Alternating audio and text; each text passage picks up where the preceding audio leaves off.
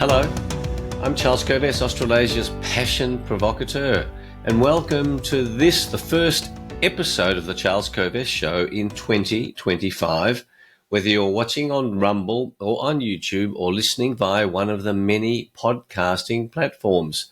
Welcome to this new year. I hope you've had a wonderful Christmas and an excellent start to the new year, that you have taken my suggestions in the pre-Christmas episode of creating a new reality for yourself, and that you've been thinking about how this year might be different to others. The structure of this show is that I'll discuss one or two or three key issues that are relevant to your life, and then discuss how the self-awareness and passion quest principles can help you deal elegantly with those matters. I also share with you time to time resources that will help you live life on your terms and to handle the matters that I've been discussing. The show notes give you links to the foundational principles of the show and background details about me, and secondly, links to our websites, kovess.com and charleskovess.com, where you will find many resources and ideas and ways to live life on your terms, full of passion. And remember my definition of passion. Passion is a source of unlimited energy from your soul, your spirit, your heart, that enables you to generate extraordinary results, extraordinary results. My books, Passionate People Produce and Passionate Performance, are also available on those websites. So let's go with this week's theme, and it's a little bit different to one or two current ideas. There are many of those that I can explore, but this theme, this overarching theme this year, is that I want to hold the bastards accountable in 2025. I want to give you a simple strategy that will help us to get our elected politicians to behave properly and to ensure that our bureaucrats who are not elected behave properly. Holding the bastards accountable. I mean, our lives have been massively changed over the last 5 years, since February, March 2020. And that's when I started doing this podcast, doing this show. That's why we're up to episode 220. We've had 5 years of Charles Kovess shows. In 5 years, 220 episodes. So we go on because there are so many issues that need to be considered. And what has been clearly shown is that we, the people, have been ripped off over the past 5 years. I'm delighted that Donald Trump was elected to president. As I'm recording this, it's 2 days to go before the inauguration. I feel a different energy on the planet. Over the last 3.5 years, I've moderated, as many of regular viewers and listeners would know, I've moderated over 500 online meetings. So 3 meetings a week for 3.5 years. It's a lot of work, a lot of time, and I've been exposed to people's thinking from all around the world. And one of the key thoughts, one of the key principles that people keep raising is, how do we hold the bastards accountable? And the bastards to which I'm referring, I will articulate, but they are politicians and bureaucrats. So the issue is that politicians are running a Ponzi scheme. They promise the world before they get elected.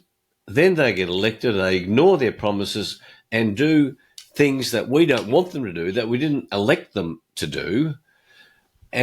Or they make huge promises knowing full well that those promises cannot be fulfilled.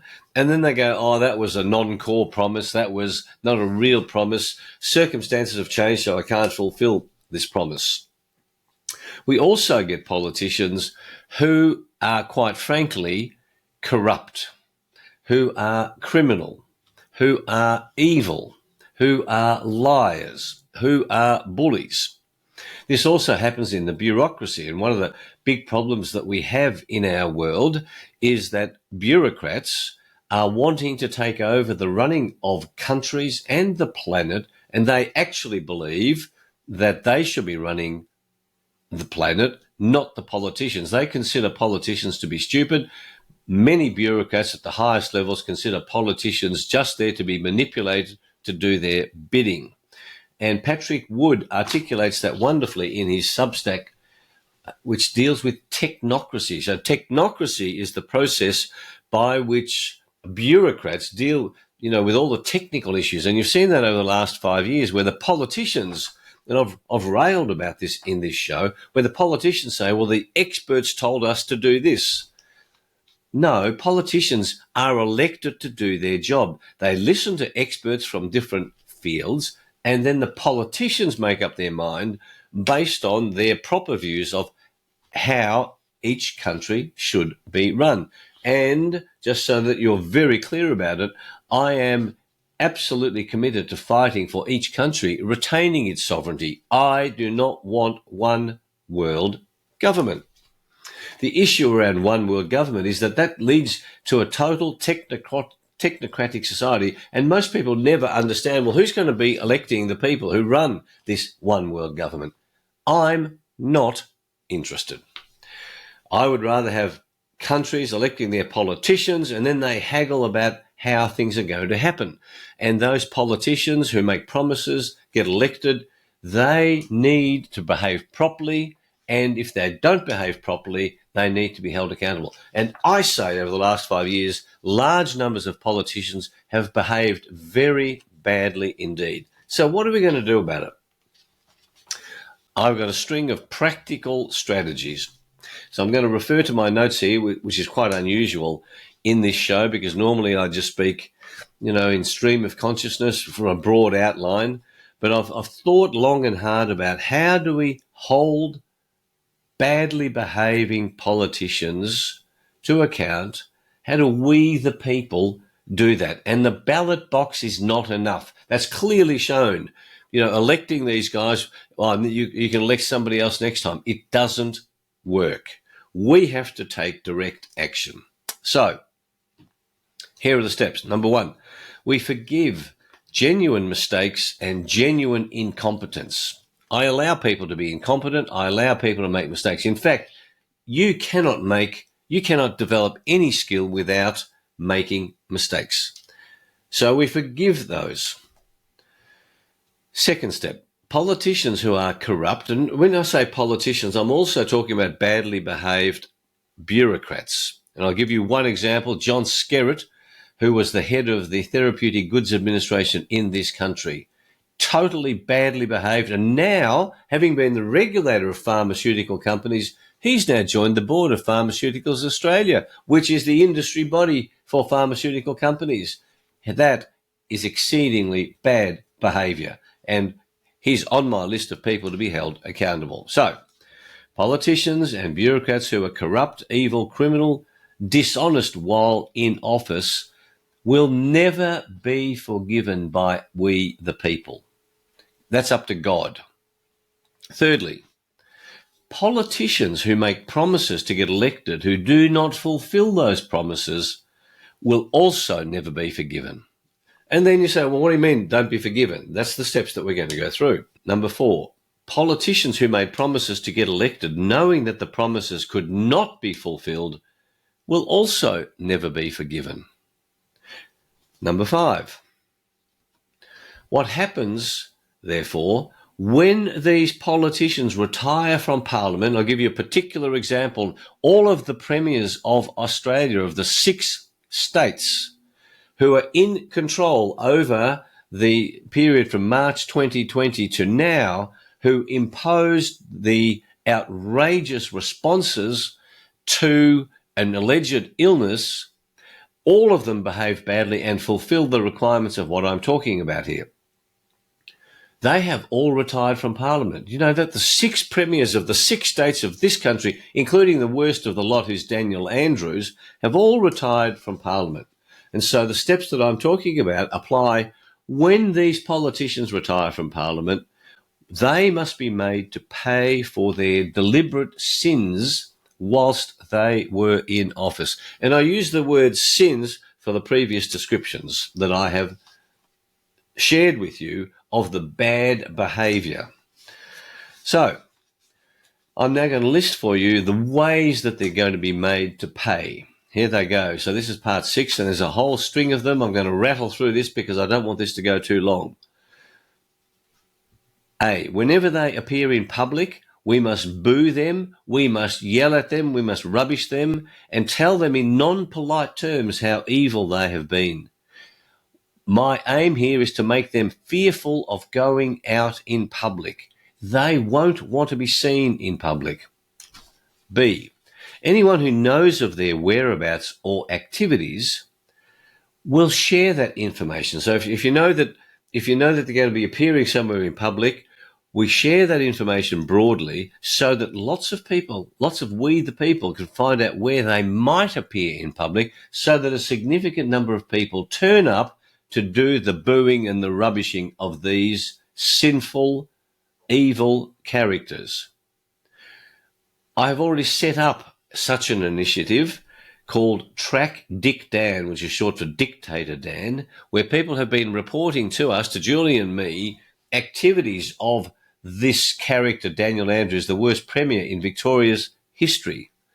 So if you have any information, you share that broadly. Hey, Daniel Andrews is turning up at this function. C, any organisations, companies, bureaucracies that attempt to retain their services will be boycotted by we the people, regardless of whether these roles are paid or unpaid.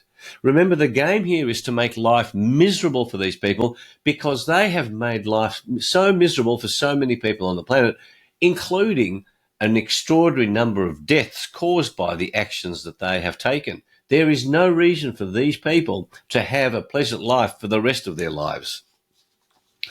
The companies that are thinking of retaining these people must understand that if they do so, they will suffer consequences.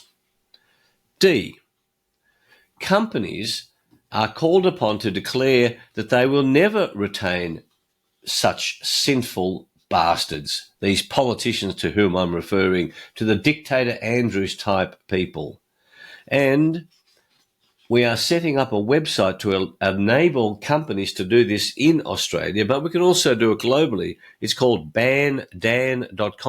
In other words, companies are declaring they will never retain these people and they will never provide services to them. Item E, restaurants will refuse to take their bookings, and they won't even allow them onto their premises. Go away. Daniel Andrews or his wife turns up, get out of here. You are not welcome. F, retailers will refuse to serve them. They walk into a retail shop to buy something. No, get out of here. They have destroyed small to medium businesses in large numbers, these guys, all around the world.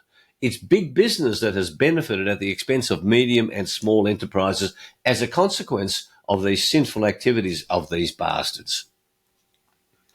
G, their use of assets will be monitored and audited in all ways possible, and they'll be called upon to justify their asset position. We can use retired tax office auditors to investigate them.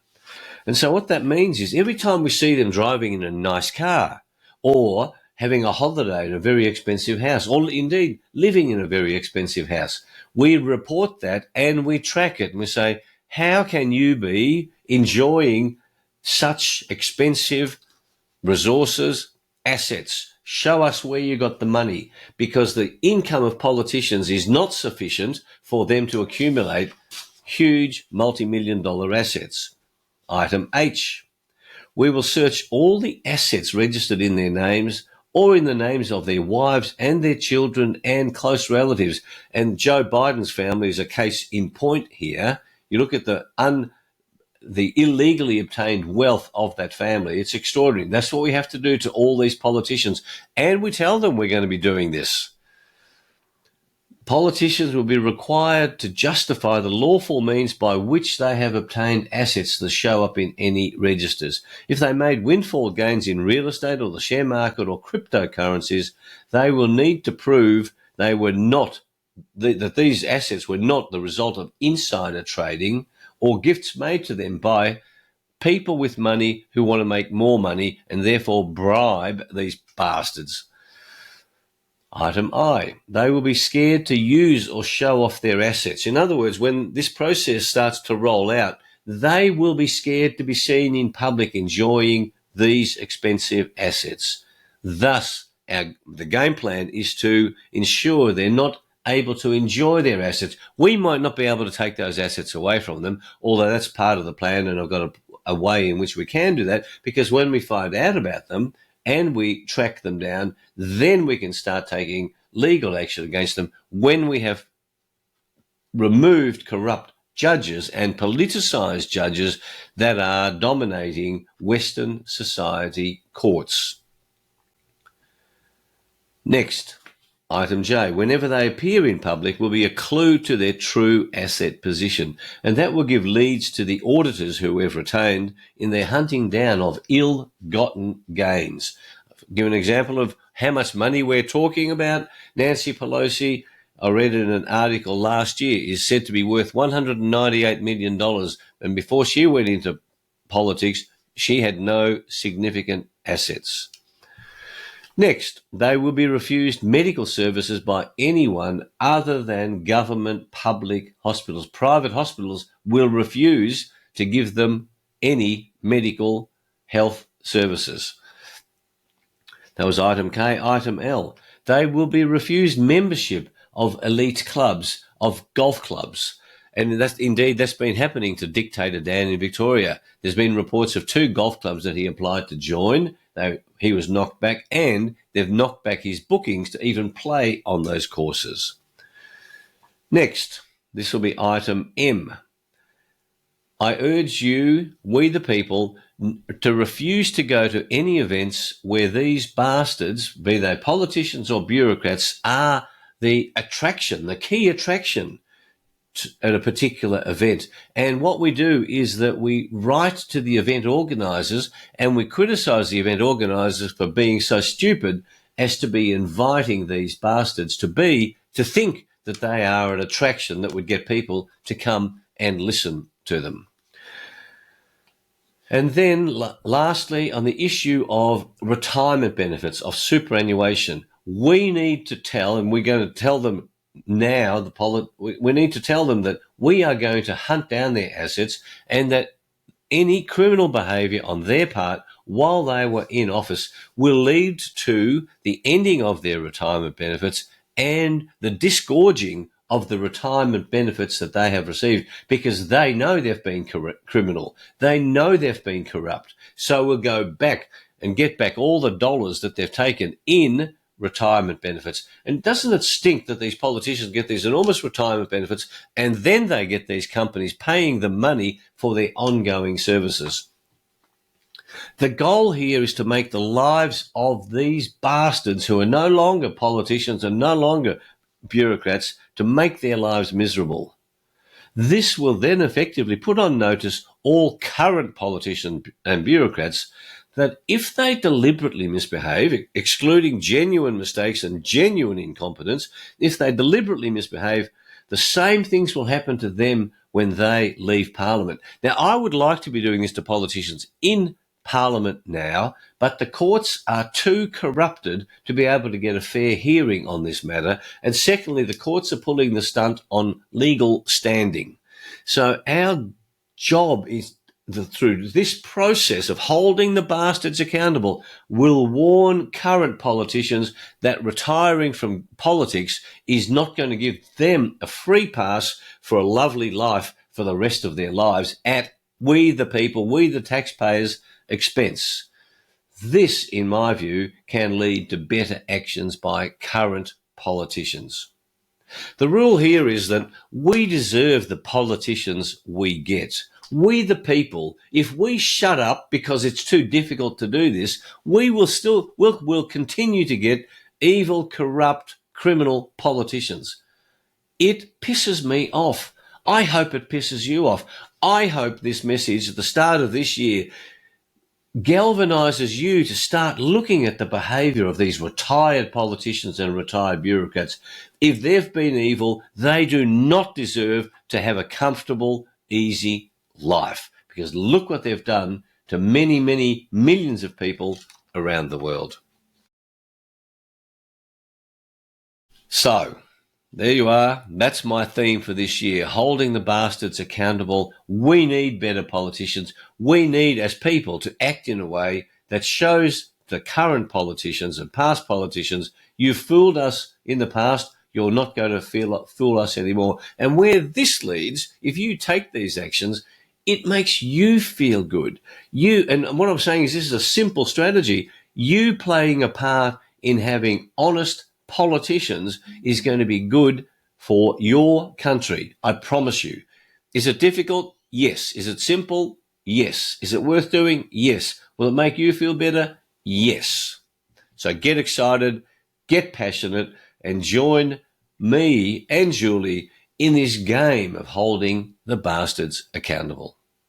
I hope today's show, the first of the year, gets you excited about doing something different this year.